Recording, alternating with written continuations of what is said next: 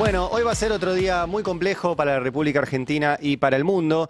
En este momento ya está cayendo el petróleo muy fuerte. Les muestro la imagen en vivo de la caída que venimos mostrando hace varios días, caída de 6, 7 puntos acumulado. Bueno, el petróleo en este momento cayó ya 5,6 y está abajo de los $60 el petróleo Brent, 59,26, y el petróleo crudo en $56 el barril. Vaca muerta no funciona así. Yo arranco por esto porque una de las grandes expectativas que teníamos para la Argentina era que el desarrollo de Vaca Muerta, que tiene una enorme reserva de hidrocarburos, permitiera balancear nuestro comercio exterior, nuestra balanza, no solo energética, sino nuestra balanza comercial. Y con estos números no va a suceder. Con estos números no va a suceder. Es una de las consecuencias de los anuncios que hizo Donald Trump. Ahora les voy a mostrar de vuelta que el gobierno sigue diciendo que esto no importa, que la Argentina está a salvo, que bueno, que lo de Donald Trump no es protección. No, bueno, esto tiene consecuencias. Entre ellas estas, están bajando los precios de los commodities y entre ellos de los commodities que tiene la Argentina. Y parte del famoso déficit del que habla Milei tenía que ver con que en la Argentina, un país que tiene energía, terminamos en su momento, por las privatizaciones de los 90, importando energía. Porque una de las cosas que hizo Repsol cuando tenía a su cargo YPF era dejar de explorar pozos petroleros, dejar de explorar pozos de gas y simplemente sacar todo lo que podía de acá y remitirlo a su casa matriz en España. Esa fue una de las razones y eso desbalanceó nuestra capacidad energética. Esa fue la razón principal por la cual en 2012 Cristina toma la decisión de estatizar, de reestatizar YPF. La ejecuta Axel Kicillof, esa decisión, y de reestatizarla con un modelo mixto que sigue hasta el día de hoy, que es que el Estado controla la empresa, pero es una empresa que además cotiza en el exterior, cotización que ha sufrido también, como el resto de las empresas que cotizan en el exterior, de los vaivenes de esta decisión de Donald Trump. Y eso que 10 años después comenzó a rendir frutos, cuando Vaca Muerta, desarrollada primero por YPF, que fue la que apostó, y después cuando los privados vieron, fueron detrás, iba a empezar a dar frutos con la producción y con los gasoductos también financiados y diseñados por el Estado y por el gobierno peronista. Bueno, con estos números no. Volví a mostrar, por favor, la Webfer, donde se ve la caída del petróleo en este momento y va a estar muy difícil. Va a estar muy difícil. Acá no entra solo YPF, entran todas las empresas que están en Vaca Muerta. Acá estamos viendo las caídas en este momento de todas las commodities. Miren la del petróleo. ¿Sí? Petróleo en este momento, petróleo crudo $56 y petróleo Brent 59. Vaca Muerta necesita 65. 65. Así que va a estar muy complicada la cosa. Así como ayer hubo un rebote en las bolsas del mundo. Bueno, en este momento les muestro, vamos a ir pasando las distintas bolsas que ya abrieron en el mundo. Ya hay caídas otra vez. ¿Sí? Acá tenemos la bolsa alemana de vuelta con caídas de 2-3%, 3,5% en su principal índice. Tenemos otras, vamos a ir pasando. Australia, caídas de nuevo, ya casi cerca del 2%. Corea del Sur, caídas también, cerca del 2%.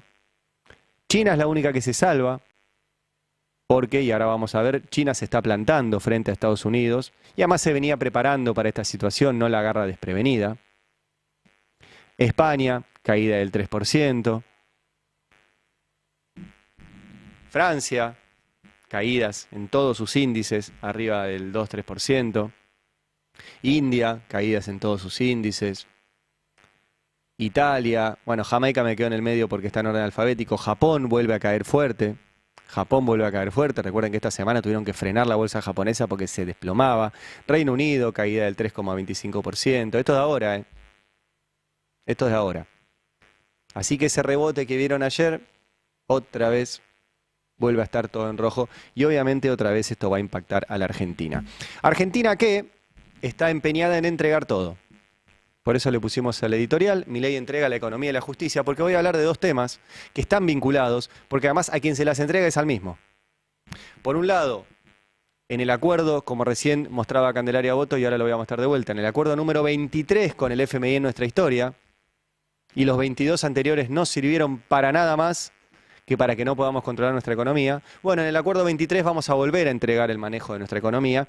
No sabemos en qué condiciones, porque Milei se autodecretó que podía negociar cualquier cosa con el FMI. 129 diputados le dijeron a Milei, estamos de acuerdo en que negocies cualquier cosa. No sabemos qué negoció. No sabemos. Por ahora lo único que sabemos es que Argentina pidió 20.000 millones de dólares, que el FMI dice que efectivamente llegaron a un acuerdo por 20.000 millones de dólares. No sabemos en qué condiciones, cuántos de esos 20.000 son fondos frescos, cuánto es dinero para volver a pagarle al FMI. Sabemos sí que en los próximos años se vencen 14.000 millones de dólares con el FMI, por ende la cuenta es bastante sencilla. Si se nos vencen 14, como mucho hay 6, como mucho, como mucho. Entonces vamos a entregar la economía. Y vamos a entregar también, y voy a hablar al final del editorial de esto, la justicia. Ya está hace mucho entregada, algunos sectores, no todos, algunos sectores. Pero la vamos a entregar en el caso AMIA, que es la causa judicial más importante que tenemos y que desde el día 1, les voy a mostrar ahora unos archivos, desde el día 1 estuvo intervenida por los servicios de inteligencia o casualidad de los mismos países con los cuales está alineado Milei, Estados Unidos e Israel. Y desviaron la investigación del peor atentado terrorista de nuestra historia hacia sus intereses geopolíticos, que era atacar a Irán. ¿Hay imputados iraníes en la causa? Hay imputados iraníes. ¿Eran los únicos? ¿Era la única pista que había? No. Y lo que hicieron esos servicios de inteligencia desde el primer día, les voy a mostrar ahora los archivos, fue cerrar algunas líneas de investigación y seguir simplemente las que les interesaban a ellos, no porque buscaran la verdad, sino porque tenían intereses geopolíticos y de guita. Siempre se trata de guita. Entonces entregamos la justicia en el caso AMIA, con muchos cómplices locales. Y ayer la noticia fue que van a avanzar en el juicio en ausencia. Van a avanzar en el juicio en ausencia. Nosotros no teníamos juicio en ausencia, tenemos lamentablemente ahora, y la única razón de un juicio en ausencia es una salida fácil, cerrar el caso, comprar la versión que vino de afuera, no investigar y no saber nunca efectivamente lo que pasó, y entregarle el peor atentado terrorista de nuestra historia a los intereses geopolíticos de otros. Lo mismo que con el FMI. Lo mismo. Bueno, ayer Milei festejó, vamos a mostrar la imagen de Milei, dice FMI, acuerdo a nivel del personal, ¿sí? Y copia el comunicado del FMI. Abajo de eso, festejó con su ministro de Economía, puso babos, dice babos, ¿no? Sí, babos. A mí me cuesta a veces leer porque escriben como con los codos. Pero bueno, babos, Luis Caputo, carajo, y un abrazo, celebrando que están yendo a pedir la escupidera. Celebrando que están yendo a buscar dólares. ¿Vieron que Milei decía, van a sobrar los pesos? ¿Van a faltar pesos? Decía, perdón. Entonces, ¿por qué no va a buscar pesos? No, está yendo a buscar dólares, porque lo que falta son dólares. La gran pregunta es, ¿para qué faltan esos dólares? Bueno, ahí hay una disputa, ¿sí? Que Caputo quiere esos dólares para darle a sus amigos banqueros que pasen sus pesos a dólares y los fuguen. Y Milei se dio cuenta de que si sigue con esa lógica de Caputo, que es la que hizo Caputo siempre, no llega a octubre. Y estamos en esa discusión. El propio Caputo también celebró en su cuenta, el FMI llegó a un acuerdo a nivel de personal técnico con Argentina sobre un servicio ampliado del fondo SAF de 48 meses y efectivamente está el comunicado del FMI, mostrémoslo, acá está en la página oficial, donde anuncian esto y dicen un acuerdo de 48 meses son los 4 años de gracia, ¿sí? En el marco del servicio ampliado del FMI por un total de 20.000 millones de dólares, 15.267 DEG, que es la moneda del fondo, o 479% de la cuota. Esto para que se den una idea de la magnitud del desastre que es esto. La Argentina tiene una cuota en el FMI. Esto representa el 479% de esa cuota. Un desastre. No debería darnos el FMI esa plata. Porque ya le debemos un montón, estamos sobreexpuestos en nuestra capacidad de pago y en nuestra participación en el FMI, y el FMI nos da más plata. ¿Por qué? Bueno, porque vamos a entregar a cambio nuestra economía. Sujeto, dice ahí, ojo, a la aprobación del directorio ejecutivo del FMI, que, filtraron a la prensa, se reunirá este viernes.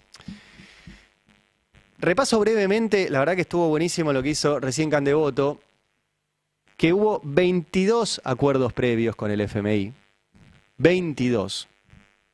Recuerden siempre que al FMI entró la dictadura que vino a terminar con el modelo de industrialización del país que implementó Juan Perón con sus planes quinquenales, etcétera, durante sus primeras 2 presidencias. Y fue derrocado por un golpe que tuvo un prólogo con el bombardeo a la Plaza de Mayo. Bombardearon a su propia población para después derrocar a un presidente electo 2 veces por el voto popular y que se negaba a entrar al FMI. Perón se negaba a entrar al FMI. Y la dictadura de Aramburu y Rojas entró al FMI en 1956. Y a partir de ahí tomaron el primer crédito, ahí está, 18 de diciembre del 58. Y a partir de ahí tenemos una larga historia de préstamos con el FMI, que son 22. Ninguno sirvió para nada. Para nada. Muchos de ellos lo tomaron gobiernos radicales, muchos de ellos lo tomaron dictaduras, ¿sí? Ahí ven, año 67, dictadura de Onganía, 68, año 76, 6 de agosto del 76, Videla y Martínez de Hoz, 16 de septiembre del 77, después el gobierno de Alfonsín, después Menem, después de la Rúa. Los gobiernos kirchneristas, al revés, se sacaron al FMI de encima y ahí hubo un largo periodo de 15 años hasta que en 2018 Mauricio Macri nos volvió a meter en el FMI con un crédito absolutamente desproporcionado que el gobierno peronista renegoció en vez de desconocerlo y ahora vamos por el 23. ¿Va a funcionar? No, no va a funcionar. Como bien decía Cande hace un rato, dentro de 4 años iremos por el 24. Porque va a ser impagable esto. Y simplemente es ganar tiempo. Ganar tiempo, como lo decía el propio Milei, vamos a ir al archivo, porque recién le mostré la imagen de Milei festejando con Caputo. Vamos, Caputo, dijo. Digo babos no porque se me traba la lengua, sino porque así lo tuiteó. Babos. Y celebran, y están felices por un acuerdo con el FMI. Bueno, ¿qué decía Milei sobre el FMI? Vamos a empezar a mostrar. Poné. Porque el fondo es una institución perversa. ¿Sabes por qué? Porque cuando un país está, después de hacer un montón de zafarranchos y que ya nadie lo financie y está a punto de explotar, ¿qué hace? Pone la guita. ¿Y qué hace? Le permite tirar el ajuste para adelante. ¿Qué es lo que está buscando este gobierno? Como este gobierno no tiene credibilidad, no tiene reputación, o sea, no tiene voluntad de pago, no es solvente, ¿qué hace? El ajuste a quién se lo tira. Se lo tira el próximo gobierno. Exactamente como dice Javier Milei. Se lo tira al próximo gobierno. Estos 4 años de gracia, hagan la cuenta, va a ir al próximo gobierno. 2029. Y efectivamente es una institución perversa a la cual caes cuando estás en la lona. Que es efectivamente donde estamos. Autoinfligida esa lona. Autoinfligida. Este gobierno tuvo una gran oportunidad porque juntó muchísimos dólares por el blanqueo, por la balanza energética, por tener un año sin sequía, y los regaló todos. Los regaló todos. Por eso no le quedan más, y por eso, como dice Milei, van al FMI porque están en la lona. Y van con Luis Caputo, que es la segunda vez que hace esto. ¿Por qué es impune? Porque en esta entrega de la justicia también se garantiza que Caputo, que durante el gobierno de Macri fue y tomó una deuda con el FMI de manera ilegal, nosotros lo publicamos en el Destape en ese momento y nos decían que estábamos locos. No, ¿cómo vas a publicar eso? No puede ser. Es imposible que alguien tome una deuda con el FMI, publicamos en el Destape, sin un expediente. Bueno, efectivamente, no había expediente. No había. Ustedes saben, en el Estado, para comprar un lápiz, tenés que hacer un expediente, decir necesito lápices, se me terminaron, pedir presupuestos, ver cuál es el más barato, etcétera. ¿Cómo se va a pagar? ¿De qué partida va a salir eso? Y ahí comprás los lápices. Bueno, para la mayor deuda de la historia no hubo expediente. Y el Poder Judicial argentino, la jueza María Eugenia Capuchetti, tiene en su despacho un informe de la Auditoría General de la Nación que dice que no solo que no hubo expediente, hicieron el expediente después, lo cual ya es otro delito.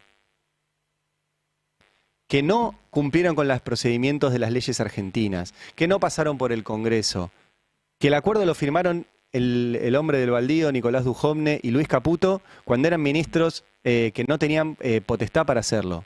Lo tenía que hacer el ministro de Finanzas. Que no hubo ni siquiera decreto de Macri confirmando, y que además los desembolsos no pasaron por el presupuesto, por ende no se pudo controlar. Y tiene también la jueza Capuchetti la documentación de qué pasó con esa plata. Que así como entró, los que se habían colocado en las letras que les daba también Macri y Caputo, sacaron esas letras en pesos, la pasaron a esos dólares y lo fugaron. Tiene el detalle la jueza Capuchetti de eso. También lo tiene el Congreso argentino. Y ni la jueza Capuchetti ni el Congreso argentino hicieron nada con esa información. Y Caputo quedó impune. Y ahora lo vuelve a hacer. Ahora, en ese momento, Milei decía qué es lo que estaba haciendo Caputo. Mirá. La tensión técnica con el Fondo Monetario Internacional es porque lo que quería hacer Caputo era utilizar las reservas para tener más grado de libertad en hacer la política monetaria. ¿Y sabes lo que le dijo el Fondo Monetario Internacional? No te voy a poner guita adentro del Banco Central para patinarte una aventura electoral. Ya me enganchaste, ya me anotaste, ahora, digamos, te voy a limitar. Fíjate que estaban hablando de 20.000 millones de dólares y le dieron nada más que 5.000. Sí, señor. ¿Por qué? Porque le dijeron, basta, no podés, claro, no podés patinarte la guita en una aventura electoral. Lo vieron como un pibe que se gastó mucha más plata y lo corrieron. Recordemos que el Banco Central intervino con 19.950 millones de dólares. Lo que lleva el año, el Banco Central perdió casi 21.000 millones de dólares. Vale, lo que va del año. Me agobia. Bueno, recién hablaron de Antesica y... Bueno, se agobiaba Yudica, pero bueno, miren lo curioso que el número es el mismo. 20.000 millones de dólares, otra vez, para patinarse en una aventura electoral. Y todavía no está claro cuánto va a llegar, porque eso que dice Milei, sería bueno que el Milei actual también lo dijera. ¿Cuánto va a llegar de esos 20.000? ¿De cuánto es el primer desembolso? ¿Cuándo llega? Nada de eso se sabe hasta ahora. Ahora sabemos lo mismo que sabíamos en febrero. Hay un acuerdo al cual le falta el moño, que es que lo apruebe el directorio, que involucra 20.000 millones de dólares con un plazo de gracia de 4 años, pero no sabemos cuándo viene esa plata, el cronograma de pagos, cuándo es el primer desembolso y sobre todo no sabemos qué entregamos a cambio. No lo sabemos.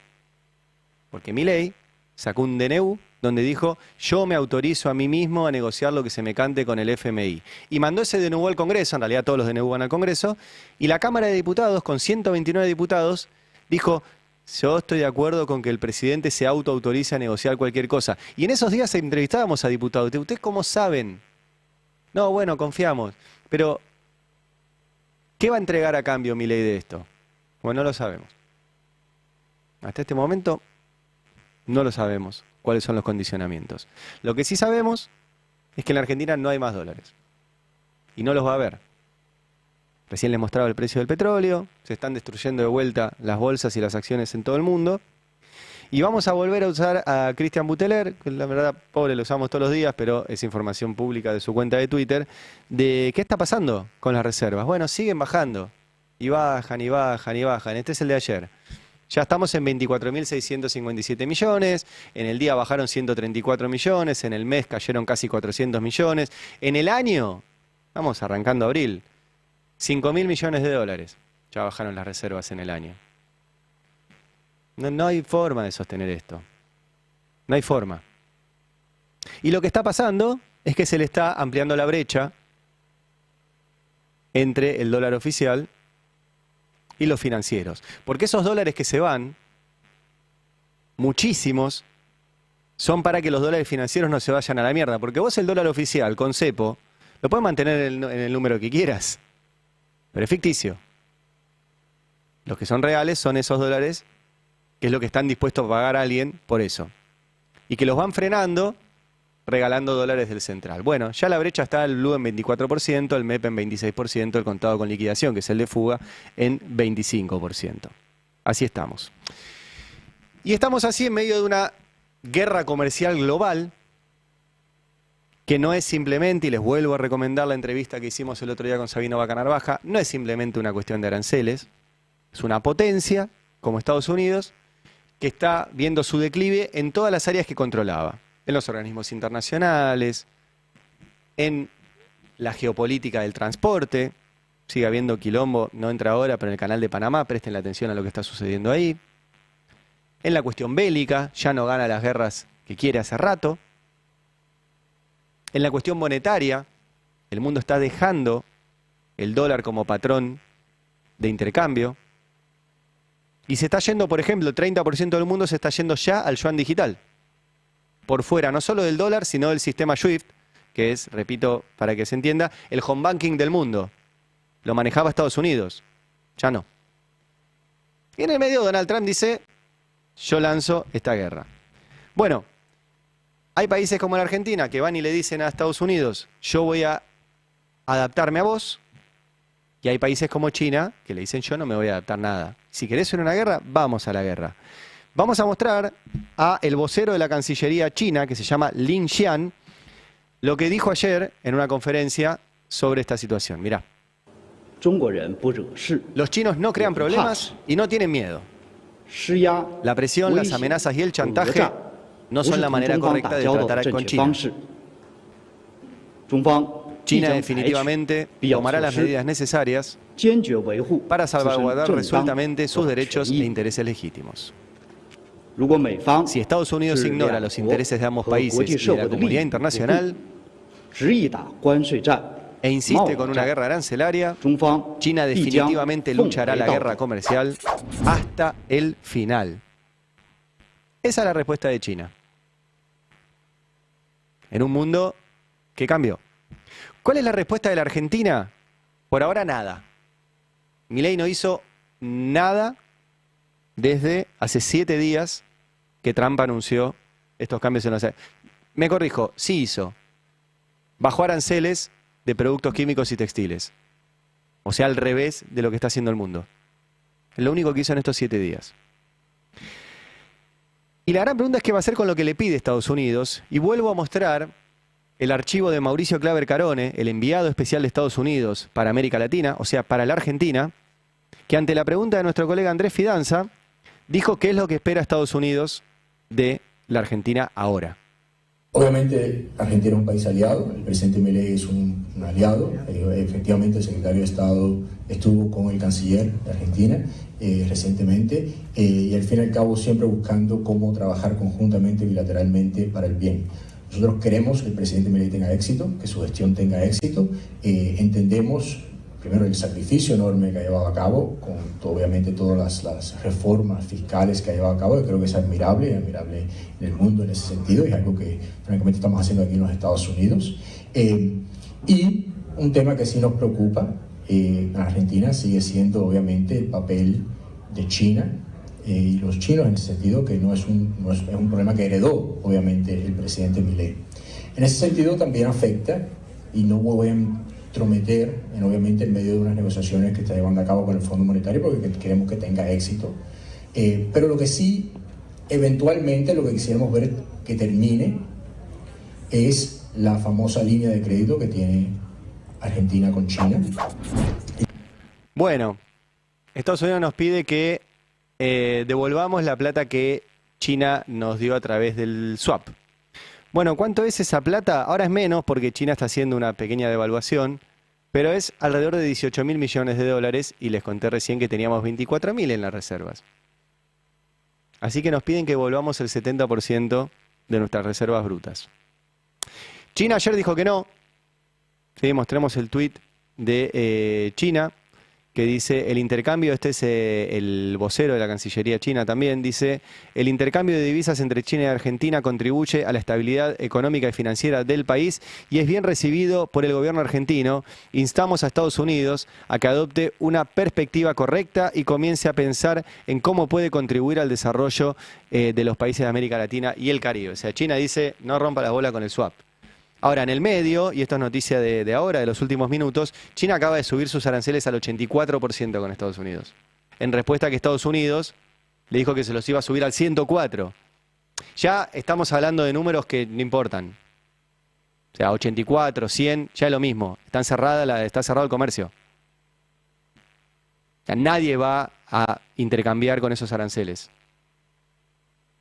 La pregunta es a dónde va a ir toda esa producción. Y acá estamos así. Vengan, no hay problema. Nosotros no le cobramos aranceles a nadie. Y eso es el fin de nuestra industria.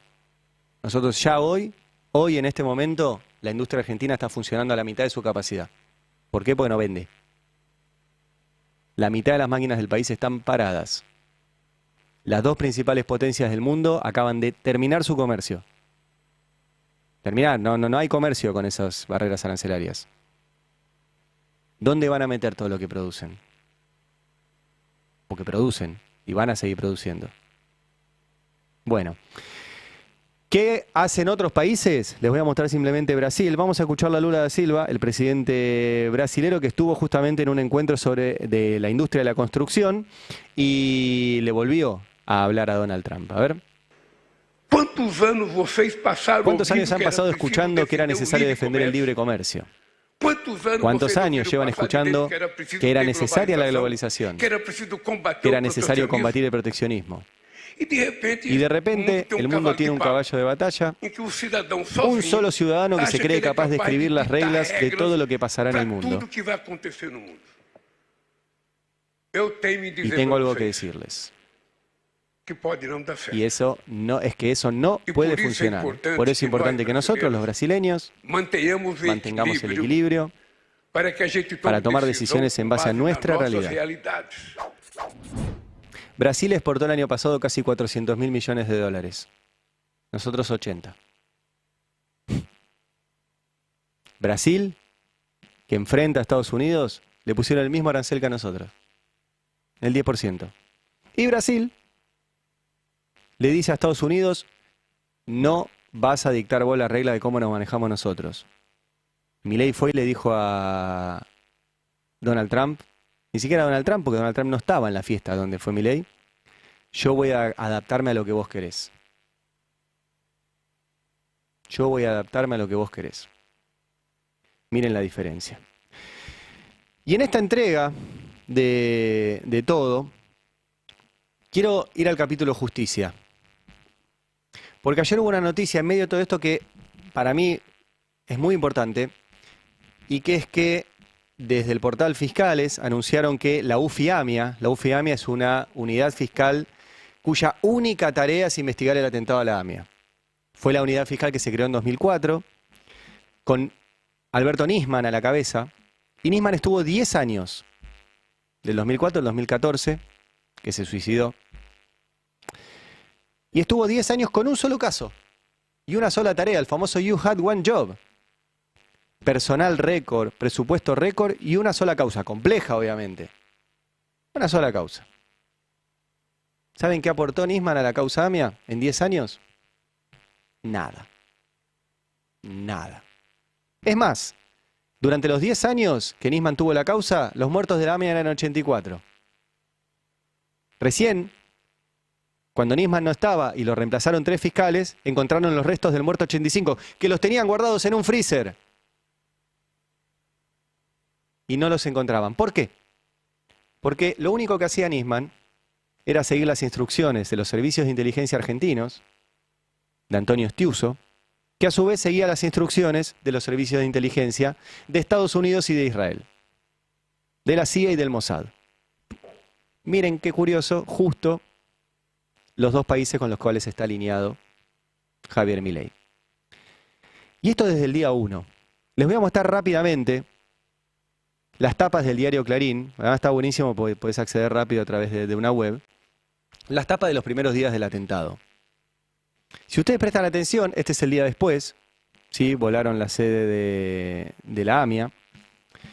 Pero si prestan atención, lo que empieza a aparecer esos días es ya el direccionamiento de la investigación de la causa AMIA. Leen, por ejemplo, ya el día 2, que llegan los especialistas israelíes a colaborar. Mira vos, llegaron justo. Y ya el primer día, para Israel habría una base terrorista en Argentina. Lo dijo el canciller Simón Peres. El día 3, Menem pidió perdón. Nunca explicó por qué pedía perdón. ¿Sí? Pero ya empezaban a aparecer las versiones de quiénes eran y el equipo israelí que seguía trabajando. El día 4, el titular de la DAIA reclamó al gobierno respuestas claras y contundentes. Menem dijo, estamos poniendo todo nuestro esfuerzo. Pero, si ven lo que dice, hipótesis de los servicios. En tapa, ¿eh? Esto quiero aclararles. Había periodistas de Clarín sentados en el despacho de Galeano, del juez Galeano, coordinando el encubrimiento desde el día 1 entre Galeano y el diario Clarín y esos periodistas del diario Clarín que cubrían esto. Bueno, hipótesis de los servicios lo afirman argentinos e israelíes. Ya al día siguiente, terroristas pro-iraníes se adjudicaron el atentado y seguimos. El jefe de la DAIA dice que la inteligencia y la seguridad no funcionan. Rubén Beraja terminó él mismo involucrado en el encubrimiento. ¿Sí? Buscan pistas de la conexión argentina, etc. En Tel Aviv se afirma que algunos policías y agentes secretos argentinos se entorpecieron a propósito de la investigación. Al otro día Irán dice que es inocente. ¿Sí? Ahí está. Después ya directamente investigan al embajador de Irán. Y se fueron los israelíes. Rapidito. Es importante esto porque hay un cable que le manda el embajador argentino en Israel a la Cancillería de Menem, donde le dice que estaba viajando un representante del gobierno israelí para coordinar una versión con Menem del atentado. Entonces, esos israelíes que ven ahí son los que formalmente vinieron a ayudar en el lugar, pero después vinieron tipos del Mossad y un representante del gobierno de Israel directamente a coordinar con el gobierno de Menem la versión del atentado. Y así lo hicieron desde el minuto 1. Y había dos pistas del atentado, una pista iraní y una pista siria. Y la pista siria no se siguió, por un lado porque la familia Menem tenía vínculos con esa pista, y por el otro porque los intereses geopolíticos de Estados Unidos y de Israel de ese momento no querían meterse con Siria, querían meterse con Irán. Y desde ese momento hasta hoy no sabemos qué pasó en la AMIA, no sabemos qué pasó en la AMIA, porque direccionaron la investigación, y mintieron, y encubrieron. Y todos encubrieron, encubrió Menem, encubrió Anzorregui, que era el jefe de la CIDE, encubrió Beraja, que era el titular de la DAIA, encubrió Claudio Bonadío cuando le tocó la causa y la cajoneó durante 5 años, encubrió el Fino Palá, encubrieron todos.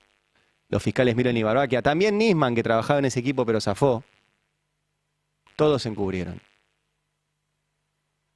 Encubrió el Congreso, excepto un detalle especial. Cristina, cuando era senadora, fue la única que dijo, acá hay un encubrimiento. Año 2000 estoy hablando. Encubrieron todos. Y hoy no sabemos. Y entonces, este gobierno, que está absolutamente alineado con Estados Unidos y con Israel, dice, vamos a hacer juicio en ausencia. Y saca una ley que ahora permite el juicio en ausencia. Y el nuevo fiscal de la UFI-AMIA, que tampoco hizo nada desde que asumió, dice, bueno, ahora me agarro el juicio en ausencia y voy a hacer juicio en ausencia. Total. Y el juez Rafecas, del cual ayer hablamos bastante porque se le ocurrió procesar a la diputada Vanina Biasi por opinar y criticar desmedidamente, según él, ¿a quién? A Israel. Al cual no se puede criticar, parece. También el juez Rafecas, que es el que está subrogando el juzgado donde está la causa AMIA. El juzgado de la causa AMIA no tiene juez. Para que se den una idea, lo poco que le importa a todo el mundo la causa AMIA. No tiene juez. Entonces lo está subrogando él mismo, Rafecas. Y todo indica que Rafecas va a ir para adelante con el juicio en ausencia. Y el juicio en ausencia es comprar la versión fácil y sin investigar y cerrar el caso con algo que le gusta a Estados Unidos e Israel. Eso no es justicia. Eso no es justicia. Bueno, Milei entrega la economía y la justicia. La economía a Estados Unidos, al FMI con un nuevo acuerdo, y la justicia a Estados Unidos también. Y no vamos a terminar con nada, ni con justicia, ni con un país viable. Cierro la editorial, quédense porque separo. ¿Ya está Pedro Saborido? Bueno, Pedro Saborido se sienta ahora, en 30 segundos, acá con nosotros a charlar de todo esto. Dale. Explicar los hechos y su importancia.